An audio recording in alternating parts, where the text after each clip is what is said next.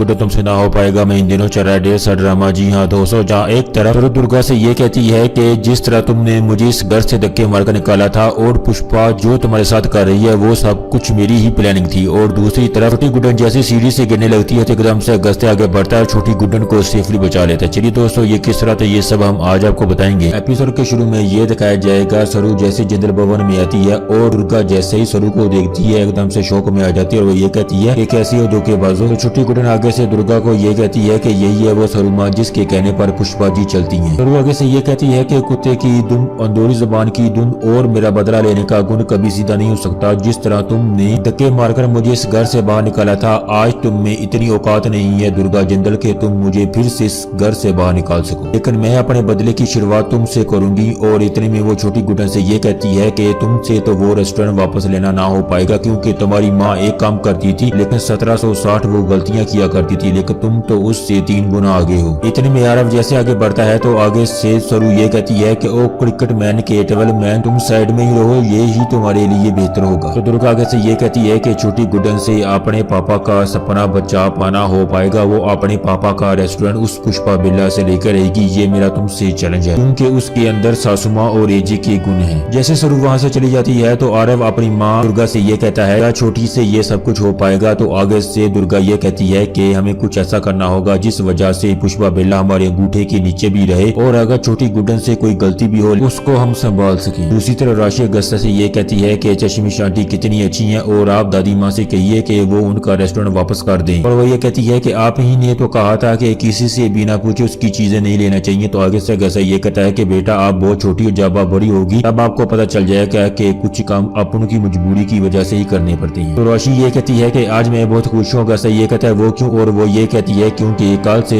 Miss Guddan हमारे घर में काम करने के लिए आ रही है और मैं उनके लिए भगवान से प्रे करूंगी कि उनसे कोई भी गलती ना हो। अगले दिन छोटी गुड्डन जैसी पुष्पा बिल्ला के घर में आती है और पुष्पा बिल्ला ये कहती है कि आओ मैं तुम्हें तुम्हारा काम समझा देती हूँ। इतने में राशि भागती हुई आती है और वो छोटी गुड्डन को गले लगा लेती है और वो ये कहती है कि मैं आपके लिए बहुत खुश हूँ। और इतने में पुष्पा बिल्ला आती है और ये कहती है कि ये लड़की हर वक्त इसके साथ चिपकती रहती है, चल पीछे हट। और वो छोटी गुड्डन से ये कहती है कि इसमें बिल्ला हाउस का एक एक नियम कानून लिखा है और उम्मीद है कि तुम इसे अच्छी तरह पढ़ोगी और अपने दिमाग में बिठा लोगी। और वो ये कहती है कि ये है नजर बटू, जाओ सबसे पहले इसे दरवाजे पर लटका दो। और गुड्डन जैसे उसको दरवाजे पर लटकाने के लिए जाती है इतने में सरू आ जाती है और वो ये कहती है कि इससे तो कोई काम नहीं हो पाएगा, अगर शादी में एंटरटेनमेंट नहीं हुआ तो शादी का मजा कैसे आएगा। और वो गुड्डन की तरफ बॉल मारती है और गुड्डन जैसे सीढ़ी से नीचे गिरने लगती है तो अगस्त्य आगे बढ़ता है और छोटी गुड्डन को सेफली बचा लेता है।